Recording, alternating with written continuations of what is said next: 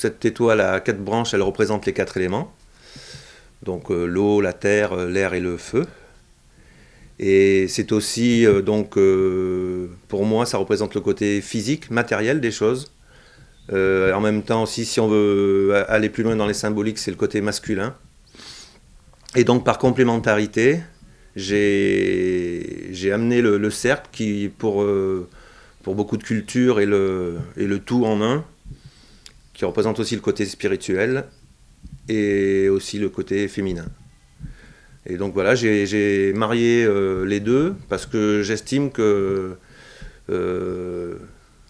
la pensée ne domine pas la matière, mais que sans la matière, il n'y a pas de pensée et vice-versa. Et donc voilà.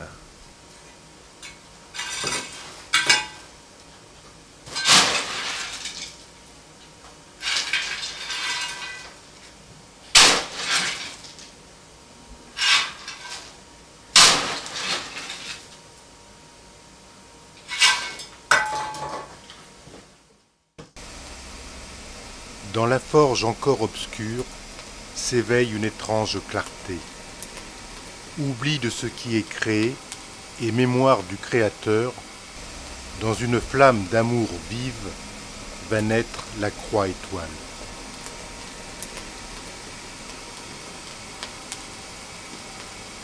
Embrasé de rayons d'un magique décor, comme montant vers le ciel et sa porte, la fumée d'ivoire va bientôt s'animer des reflets de 1000 flèches d'or.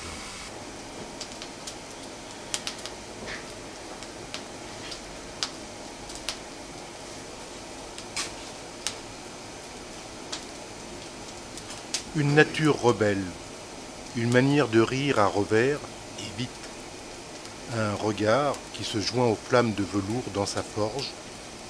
L'homme n'est pas facile à saisir, et vous le présenter serait un exercice bien périlleux.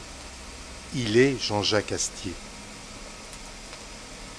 Il aime l'azur, la flamme inassouvie, la force du fer qui gémit, le courage indompté du feu et les rayons de l'éternelle vie que tous les artistes ont au fond de leur être.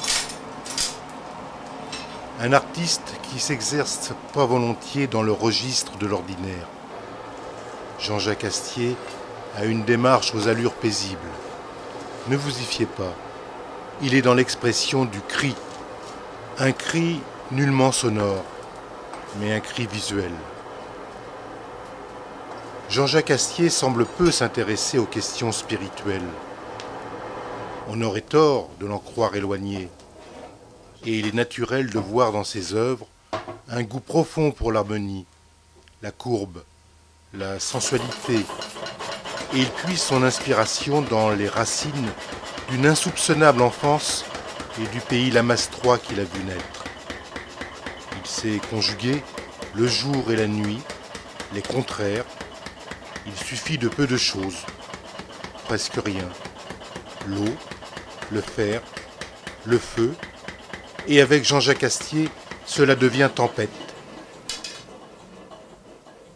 Il est Jean-Jacques Astier, et il a décidé de relever le fier défi qu'on lance à l'impossible, reflet de l'artisan artiste qui toujours se dépasse en créant aujourd'hui la croix étoile.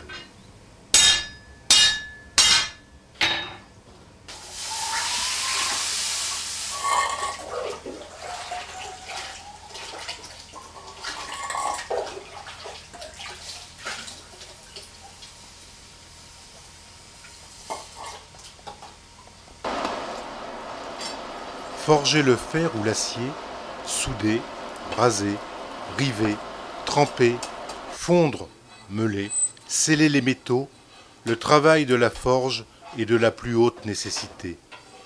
Il a permis à nos aïeux de mettre en œuvre le fer et l'acier à des époques où les machines-outils étaient totalement inconnus. Les chefs-d'œuvre qu'ils nous ont laissés prouvent qu'un habile forgeron peut, avec quelques outils rudimentaires, se passant de toute autre chose et en se servant uniquement de ses mains, peut réaliser la plupart des pièces mécaniques dont nous avons encore besoin aujourd'hui. Forger, et un des arts les plus beaux, à la fois des plus simples dans les moyens et des plus complexes dans les procédés que peut exercer l'homme.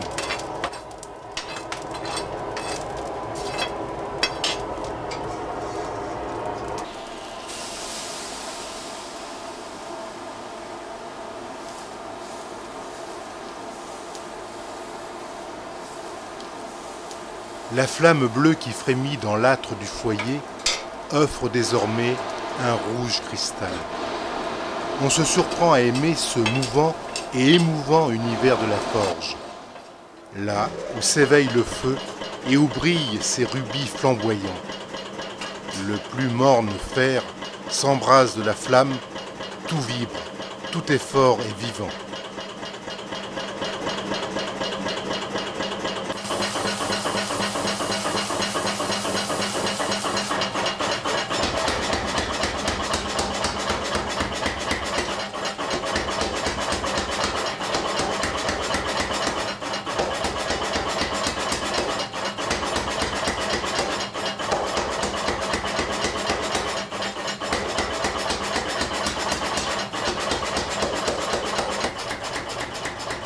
À partir de la pièce de métal brute portée au rouge, l'œuvre prend progressivement forme sur le marteau et l'enclume. La croix-étoile aura le profil de l'audace. Quand une œuvre d'art vous ouvre ses portes, c'est l'expression d'un mystère, celle de l'exacte reproduction du verbe et de la forme. Le talent de Jean-Jacques Astier n'est pas de créer des formes, mais de rendre l'imaginaire de ceux qui le sollicitent réel et tangible.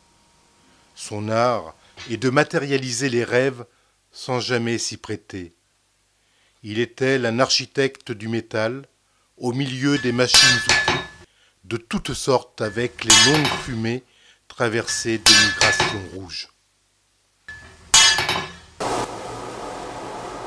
Des gestes sur le métal, l'embrasement de la forge, et 100 racines vont lier l'artiste à son œuvre. Hommage à Pierre Vigne. Dans la forge, on entend le bruit d'incertaines mémoires qui commencent à surgir de l'œuvre naissante à la robe noire d'encre. Les mains du maître forgeron savent capter l'art vivant de la lumière jaillie du feu ardent.